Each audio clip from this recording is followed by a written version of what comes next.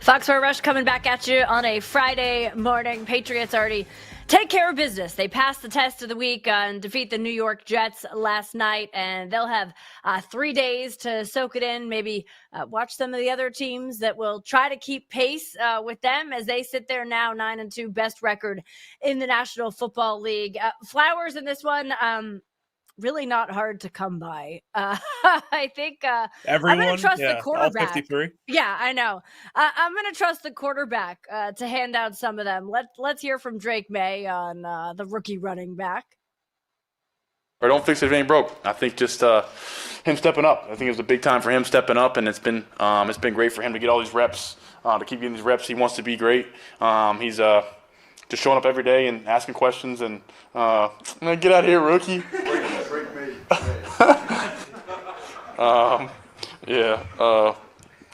Sorry about that. But yeah, I think just continuing to him to keep on going for the oncoming weeks, and knowing that him and Mondre and our backs, we can create a good little 1-2 thing going, and looking forward to having Mondre back. But TreVeyon stepped up huge. Love the back and forth between him and Will Campbell, who's like sneaking in, to give his quarterback some flowers himself. But you look at what TreVeyon has done, and we talked a little bit about this, but obviously he deserves some flowers in this one, because I thought what we saw in real time last night is just him adding an element to his game that we all know is there, but we hadn't actually seen it yet on the field. And why not go out there and try it against a New York Jets team that, frankly, their line is not what it had been, right? I mean, that's what happened. No. Yeah. If you're without one of the best defensive tackles in football, it's going to be a little bit easier to run against you. So that was to be expected a little bit. And I do want to say, before I jump into mine, the Drake Maye meme, where like his middle name is his full name, makes me laugh every single time. When that clip was playing, I was giggling over here because I think it's so stupid. It's maybe the funniest thing in the world. It's very funny. Best nickname in football. Yeah, Drake Maye. And then when they take that picture and they put grills on him, it's just yeah. It's the internet goodness. Is good, right? Sometimes, not all the time, but sometimes. I mean, the Maye family is just cooking it up on the internet. These days. Good pun intended. Good on them. Pun intended. And her comment section, again, Miss Ann Michael Maye has the best comment section on TikTok. All right, back to football. You gave the shout out to the guy running it. I'm going to give it to the big uglies in front of him because I think they did a great job. But specifically, Ben Brown, who has kind of, he was the starting center last year, and he did a pretty decent job at it. And then he kind of slips out of the rotation, and he's your sixth offensive lineman. Only offensive lineman to start that isn't in their typical offensive lineman, starting rotation. So he's been the top guy, and they needed somebody to be that sixth jumbo tight end. And they called on him. I believe it was 8 runs when he was on the field. They averaged 5 yards a carry, and they scored twice. So pretty efficient. He did a great job on that role. I would imagine that he's going to stick there long term. Jack Westover's been a okay fullback. I wouldn't exactly call him good. Kairos Tonga is limited. It's got to be within the 5, or he's not really capable of doing much of anything out there. Ben Brown brings a little bit something different from those two guys. I think he's their best option. They need to go get a tight end that can block, but until then, they've got a good option in Ben Brown. So good on him for stepping up on a short week and really making the difference for him. Let's hear from one of those other guys up front, boasting about his quarterback, talking about Will Campbell here. Yeah, I mean, he's playing at an elite level right now. I'm biased, but I think he's the best player in the NFL. There's no game that we're out of when we have him. He's just, even though how good of a player is, he's an even better person and an even better teammate. So that just makes it that much more cool to, be able to share the huddle in the locker room and be friends with somebody like that. I just, look forward to the future and just continue to play with them and grow with them. And as we all continue to grow in this offense, and, he's got everything in front of him, and I'm super excited to be a part of it. I love how we get to see multiple sides of Will Campbell. Like, one, him just like giving his quarterback a hard time because that's the friendship, obviously, that exists there and that they've built. And then two, just, the praise, right? And the excitement for who he is, and not just as a quarterback, but as a person, obviously. And on the field, you start to look at some of the numbers, right? I mean, I think it was Opta Stats that had this one that I came across. I don't remember if it was last night or this morning, but 11 starts this season. 2,500 plus passing yards, 250 plus rush yards, 20 plus touchdown passes. His completion percentage up over 70, and of course the win percentage. No other quarterback in NFL history has put up those numbers over any span of 11 starts in a single regular season. I mean, how do you follow that? Like, here's some more flowers, Drake. Like, honestly. The kid's efficient. I mean, it's just kind of what he does, right? Is he gets the ball where it needs to go, and he lets the playmakers make plays. So, on top of that, it seems like every week, and this is another one, first guy to do it since Tom Brady in 2007 or 2009 or 2010, just being able to be in that conversation as 24-year-old sophomore quarterback. He hasn't even started 17 games yet, or he just surpassed a full season worth of statistics to be able to look back on. Super, super, super impressive. It's, I wrote a full story of making the case why he should be the MVP for NESN.com. And I understand when you look at the counting numbers, Matt Stafford's are ridiculous. He's got 25 touchdown passes. Yeah. But for value and for doing it with what he's been given, which, again, we can say all we want about the great things around him. This isn't that great of a football team in terms of talent. They don't get after the quarterback. They don't run the ball efficiently. His top receiver, Stephon Diggs, ranks 25th in catches and yards in the NFL. So it's not like he has a superstar on the outside right now that he's throwing to. He's the engine to what has become a freaking tank that just kills everybody in front of him.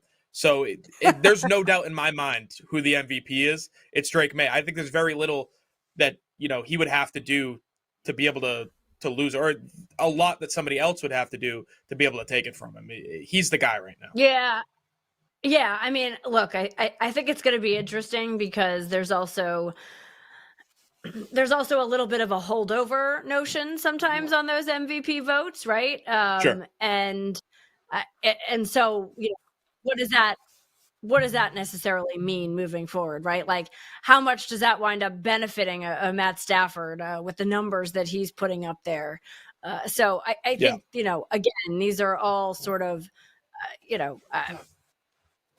you think about like Saquon not winning it last year and what Jonathan Taylor's doing in Indy this year. Like there's all these sort of like other nuances that end up factoring into it. But I think from a like most valuable player, like what it actually is, I mean, this Patriots team is not doing this without Drake Maye as their quarterback. It's just not happening. If they want to make it a lifetime achievement award, go right ahead. Matt Stafford, he's old. He's played well enough to be an MVP, but never won it. That's awesome. Just not the MVP. He just isn't. So if you want to give me, and this isn't an argument to you necessarily, just in general, if you want to give me Jonathan Taylor, sure. I would say he's just as valuable to his team, but it's a quarterback award, and it has been for 2 decades now. I think there's only been one running back to win it in the last 20 years, and it was Adrian Peterson because he ran for 2,000 yards off of a torn ACL. Outside of that, like, let's all be serious. Let's not start changing the rules now just because we're not so sure if we should give it to a 24-year-old. The kid earned it. Just because we're, showing pictures of who wore it better between Drake Maye and Tom Brady on the sideline, like huddled over with "He is risen," right? I mean, yeah. Like that's a great tweet. Shout out to Edlick. That's well done. Oh my goodness. Okay. Look, I think for me, like if I had to nitpick on one thing, It's the way it's the start of the game for the defense. Yeah. Like, come on, like 6 touchdowns in opening drives. At some point, that catches up with you. And I get that, like, the Patriots offense they're clicking on all cylinders right now, and they take the ball and they flip the script, and all of a sudden you're back to even Steven, if you will. But at some point, it's not that easy, and you don't want to be in a deficit.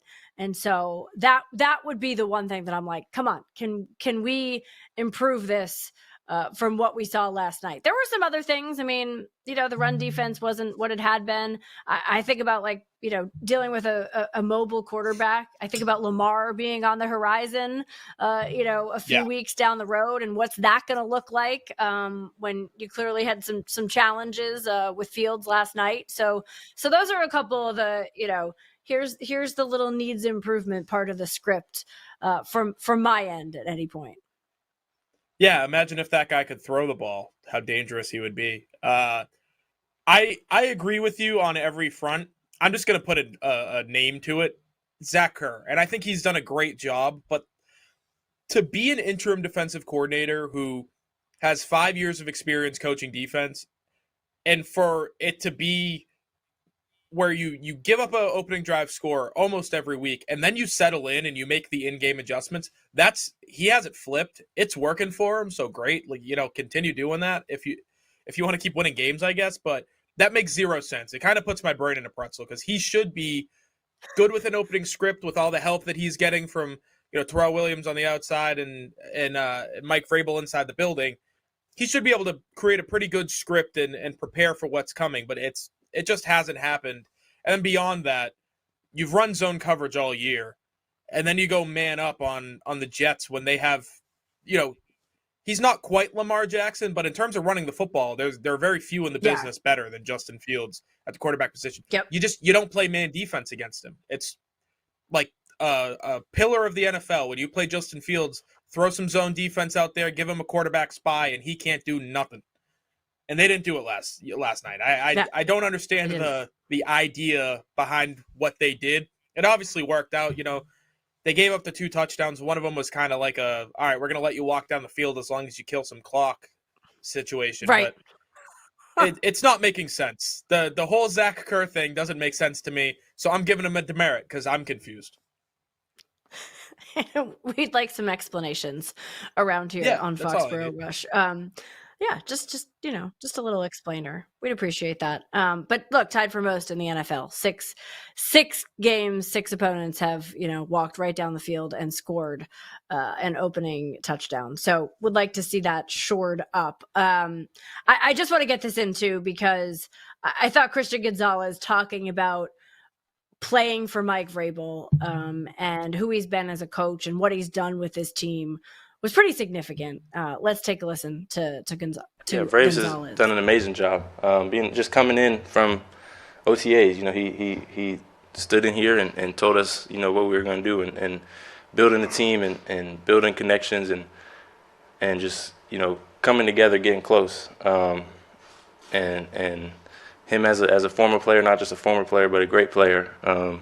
He knows how to get people going. He knows how to get us going, and you could call it getting under our skin a little bit. He likes to talk, but it's fun. It's good energy, and we love playing for him, and we'll do whatever we got to do to go out there and get wins. You can see it, right? You can feel it just listening to the way he talks about his coach and what he's meant to this team. So I just thought it was important to make sure we got that in, because that's where it starts, right? It's top down, and give the Crafts credit for moving on when they did, because a lot of owners don't do that either. They stay too long with a mistake. They recognize it's a mistake, and instead of moving on, they pause, right? So I think you got to give credit there. Double down. What did you think of the unis? I liked them. I'll take this time to say rest in peace to UniWatch, one of the great websites in sports history. They shut down a couple weeks ago, so they didn't get to give their full reaction to them. I thought they were all right. Looked a little bit too much like denim to me. It looked like a Canadian tuxedo a little bit, but outside of that, Well, it's when like you a get the slate blue. when you get the close-up shots in the end zone after a touchdown, they look great. And the guys who wore red accessories with them, smart move. Throw a little pop of color in there as well. So Yes, yes. to be the Devil Wears Prada, whatever her name is, Meryl Streep in that movie, 7.6, I'll say. So I know people love them. 7.6. Yeah. Thanks for the Get round it? The number, Patriots? Keegan. I'm 76. yeah, I know. I just, I like them. A little interesting on the slate blue. My husband was like, they look kind of soft. I don't know. He wasn't such a fan. They look like they got washed too much. Too many times through the washer. Time to buy new ones. We gotta take a break. We'll be back with more right after this on Foxborough Rush. You know what I liked was Burt